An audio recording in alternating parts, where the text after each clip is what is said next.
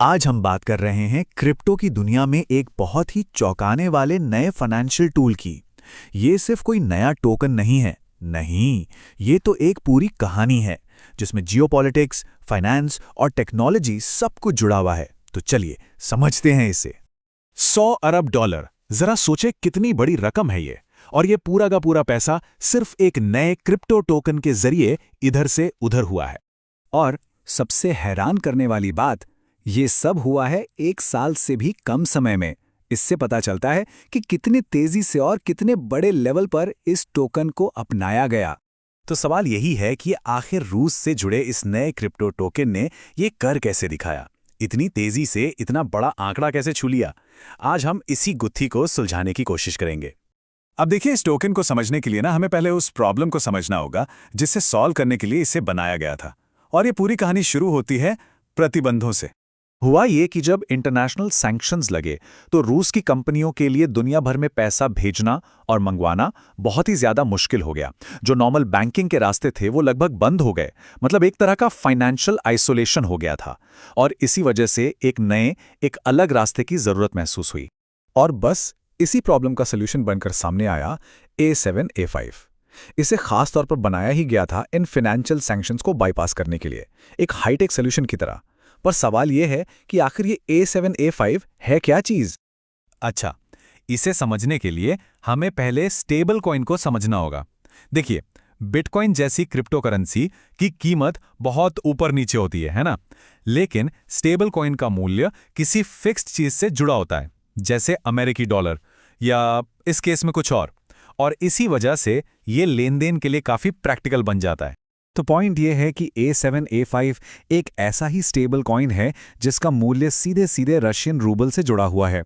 मतलब एक तरह से ये एक डिजिटल रूबल है जिसे ब्लॉकचेन टेक्नोलॉजी का इस्तेमाल करके दुनिया में कहीं भी भेजा जा सकता है, और वो भी बिना किसी ट्रेडिशनल बैंकिंग सिस्टम के।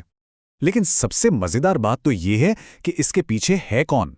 ये कोई छोटी मोटी स्टार्टअप कंपनी का काम नहीं है। A7 A5 को बनाया है A7 नाम की एक क्रॉस बॉर्डर पेमेंट कंपनी ने। और इसके मालिक कौन है? मोल्दोवा का एक भागा हुआ बैंकर इलान शोर और रूस का सरकारी बैंक प्रोमस्व्यास बैंक। ये तो काफी पावरफुल कॉम्बिनेशन है जिसका एक ही मकसद था, रूसी कंपनियों को प्रतिबंधों से बचाना। तो क्या ये लोग अपने मकसद में कामयाब हुए? भाई, शुरुआती आंकड़े तो यही कहानी बयां करते हैं। ब्लॉकचेन एनालिटिक्स फर्म है एलिप्टिक, उसके मुताबिक इस टोकन ने जबरदस्त ग्रोथ दिखाई। 17 अरब डॉलर से ज्यादा का ट्रेडिंग वॉल्यूम, करीब 2.5 लाख ट्रांजैक्शंस और 40,000 से ज्यादा अकाउंट्स। ये आंकड़े चीख चीख कर इसकी शुरुआती कामयाबी की गवाही दे रहे हैं। लेकिन कहानी में एक ट्विस्ट है। जो टूल दीवारों को तोड़ने के लिए बनाया गया था, अब वो खुद ही नई दीवारों से घिर रहा है। चलिए देखते हैं कि अब पासा कैसे पलट रहा है। ये चार्ट देखिए, साफ दिख रहा है कि इस टोकन की डिमांड अब रुक सी गई है। एक टाइम था जब A7 A5 में एक ही दिन में 1.5 अरब डॉलर से ज्यादा के ट्रांजैक्शन हो रहे थे, और अब ये आंकड़ा गिरकर करीब 500 मिलियन डॉलर पर आ गया है। ये बहुत बहुत बड़ी गिरावट है। तो ऐसा हुआ क्यों? इसके पीछे कई वजह हैं।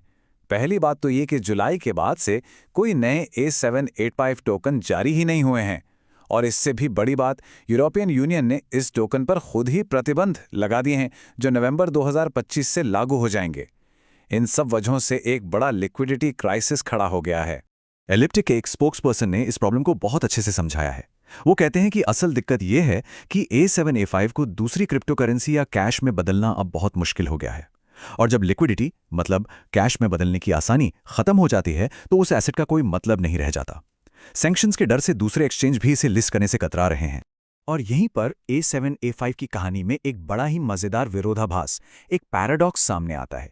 एक ऐसा टूल जो आजादी के लिए बनाया गया था, अब वो खुद ही जंजीरों में जकड़ा हुआ है। ये स्लाइड इस बात को एकदम साफ कर देती है। एक तरफ है लक्ष्य और दूसरी तरफ है हकीकत। लक्ष्य था सैंक्शंस को बाईपास करना। हकीकत, अब यह खुद ही सैंक्शंस का सामना कर रहा है। लक्ष्य था फाइनेंशियल लिक्विडिटी बनाना, और हकीकत, यह खुद एक बड़े लिक्विडिटी संकट से जूझ रहा है। इसे कहते हैं किस्मत का फेर। और ये पूरी कहानी हमें एक बहुत बड़े और सोचने पर मजबूर करने वाले सवाल पर लाके खड़ा कर देती है। A75 की कहानी सिर्फ एक टोकन की कहानी नहीं है, ये शायद एक बहुत बड़ी लड़ाई का संकेत है। जैसे जैसे देश फाइनेंशियल सैंक्शंस को एक हथियार की तरह इस्तेमाल कर रहे हैं, तो क्या क्रिप्टो करेंसी और ब्लॉकचेन टेक्नोलॉजी ही इकोनॉमिक वॉरफेयर यानी आर्थिक युद्ध का अगला मैदान बन जाएंगी?